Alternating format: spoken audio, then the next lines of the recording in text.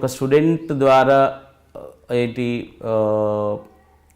ఒక టీచర్ జనాలకు తెలియడం కానీ, లేక చాలా రోజుల క్రితం నేర్చుకున్న ఒక స్టూడెంట్ మళ్ళీ బ్యాక్ వచ్చేసి సార్ ఈ రకంగా ఉంది, మీ వల్ల మేము బాగున్నాము అని చెప్పడం అనేది అదే టీచర్ చేసుకున్న పుణ్యం అనమాట. ఇంకా ఏ ప్రొఫెషన్లో కూడా ఇది ఉండదు. మళ్ళీ ఒక 20 సంవత్సరాల తర్వాత రిలేషన్ రివైవ్ చేయడం అంటే ఒక టీచర్కి సాధ్యమవుతుంది. అండ్ నేను యాక్చువల్గా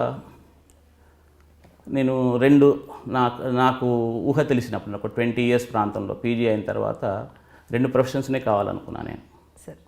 ఒకటేమో అయితే ఐఏఎస్ ఆఫీసర్ అని. ఎందుకు అంటే నా బ్యాక్గ్రౌండ్ బట్టి, అంటే నేను ఒక పల్లెటూరి బ్యాక్గ్రౌండ్లో సొసైటీలో ఉండే కొన్నిటికి బాగా రెస్పాండ్ అవ్వడం వలన ఏదో బాగా చేయాలి అన్న దాంతో ఒకటి ఐఏఎస్ ఆఫీసర్ అయినా, లేకపోతే ఇంకొకటి ఏంటంటే ఒక సమాజాన్ని ఎఫెక్ట్ చేయాలి అంటే, సమాజాన్ని ప్రభావితం చేయాలి అంటే టీచర్గా చేయొచ్చు. అయితే ఆ ప్రభావితం ఎలా చేయాలి అంటే పిల్లల్ని ఆలోచన పనులుగా మార్చాలి అనుకుంటాను నేను. అంటే ఈ విషయాన్ని కూడా టేకెన్ ఫర్ గ్రాంటెడ్, ఫేస్ వాల్యూలో తీసుకోకుండా దాన్ని కొంచెం ఆలోచించి, ఎక్కడి నుంచి ఆలోచించి, ఫండమెంటల్స్ నుంచి. బేసిక్గా ఫిజిక్స్ చెప్పడం వల్ల ఒక అడ్వాంటేజ్ నాకు ఏమి జరిగింది అంటే, ఏ విషయాన్నైనా కూడా మూలాల నుంచి చూడడం.